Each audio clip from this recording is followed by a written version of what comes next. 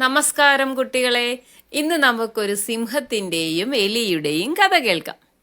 ഒരിടത്തൊരു കാട്ടിൽ ശക്തിമാനായ ഒരു സിംഹം പാർത്തിരുന്നു.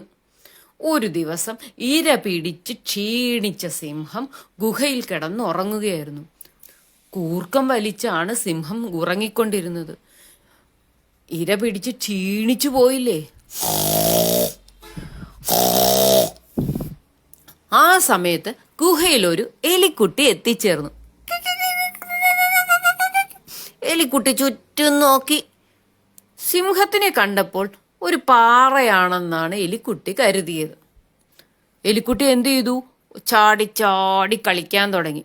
ചാടി ചാടി എലിക്കുട്ടി ഉറങ്ങിക്കിടന്ന സിംഹത്തിന്റെ മേത്തേക്ക് ചാടി വീണു. ഉറങ്ങിക്കിടന്ന സിംഹം ചാടി എഴുന്നേറ്റു. ദേഷ്യത്തോടെ എലിക്കുട്ടിയെ പിടിച്ചു. എന്നിട്ട് അതിനെ ശിക്ഷിക്കാമെന്ന് വിചാരിച്ചു. എലിക്കുട്ടി വളരെ സങ്കടത്തോടു കൂടി പറഞ്ഞു, അയ്യോ, എന്നെ ഉപദ്രവിക്കരുതേ. ഞാൻ അങ്ങേക്ക് എന്തെങ്കിലും അപകടം സംഭവിക്കുകയാണെങ്കിൽ സഹായിക്കും. സിംഹത്തിന് ചിരി വന്നു. കൊള്ളാലോടാ, നീ ഇത്രയും ചെറുതായ നീ എന്നെ എന്ത് രക്ഷിക്കാനാ? സിംഹം പറഞ്ഞു. പക്ഷെ എലിക്കുട്ടിയുടെ അവസ്ഥ കണ്ടപ്പോൾ സിംഹത്തിന് എലിക്കുട്ടിയോട് സ്നേഹം തോന്നി. അങ്ങനെ അതിനെ വെറുതെ വിട്ടു. എലിക്കുട്ടി ജീവനും കൊണ്ടോടി അവിടുന്ന് രക്ഷപ്പെട്ടു. അങ്ങനെ ഒരു ദിവസം വിശന്നു വലഞ്ഞ സിംഹം ഇര തിരഞ്ഞ് കാട്ടിലൂടെ നടക്കുകയായിരുന്നു.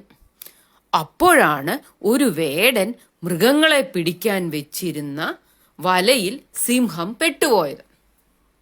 എന്തൊക്കെ ചെയ്തിട്ടും സിംഹത്തിന് അതിൽ നിന്ന് രക്ഷപ്പെടാനായില്ല. ഈ സമയത്താണ് നമ്മുടെ പഴയ എലിക്കുട്ടി അവിടെ എത്തിച്ചേർന്നത്. എലിക്കുട്ടിക്ക് പണ്ടത്തെ സംഭവം ഓർമ്മ വന്നു. തന്നെ സിംഹം ഒന്നും ചെയ്യാതെ പറഞ്ഞു വിട്ടത്. എങ്ങനെയെങ്കിലും സിംഹത്തിനെ രക്ഷിക്കണമെന്ന് എലിക്കുട്ടി തീരുമാനിച്ചു. എലിക്കുട്ടി സിംഹത്തിന്റെ അടുത്തേക്ക് എത്തി. എന്നിട്ട് സിംഹത്തിനോട് പറഞ്ഞു, പേടിക്കണ്ട കേട്ടോ, ഈ കുടുക്ക് ഞാൻ മുറിച്ചു തരാം. വലയിൽ നിന്ന് അങ്ങേ ഞാൻ രക്ഷിക്കാം.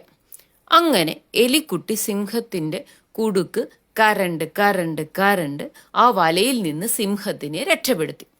അങ്ങനെ സിംഹം അപകടത്തിൽ നിന്ന് രക്ഷപ്പെട്ടു. സിംഹരാജാവ് എലിക്കുട്ടിയെ കെട്ടിപ്പിടിച്ചു. എന്നിട്ട് പറഞ്ഞു, ഇനി ജീവിതകാലം മുഴുവൻ നമ്മൾ രണ്ടുപേരും കൂട്ടുകാരായിരിക്കും. എന്നിട്ട് സിംഹം എലിക്കുട്ടിയോട് പറഞ്ഞു, ഒരു ജീവിയെയും ഞാൻ ഇനിയും നിസ്സാരമായിട്ട് കാണത്തില്ല. നമ്മൾ ചില ആളുകളോട് കാണിക്കുന്ന ദയ നമുക്ക് പലപ്പോഴും വലിയ സഹായമായിട്ട് മാറും. അപ്പം നമ്മൾ എന്ത് മനസ്സിലാക്കി കൂട്ടുകാരെ? നമ്മൾ ആരെയും ചെറുതായി കാണരുത്. എന്ന് പറഞ്ഞാൽ നമ്മൾ ആരെയും കളിയാക്കരുത്. ആരാണ് നമ്മളെ സഹായിക്കുന്നതെന്ന് നമുക്ക് പറയാൻ പറ്റുമോ?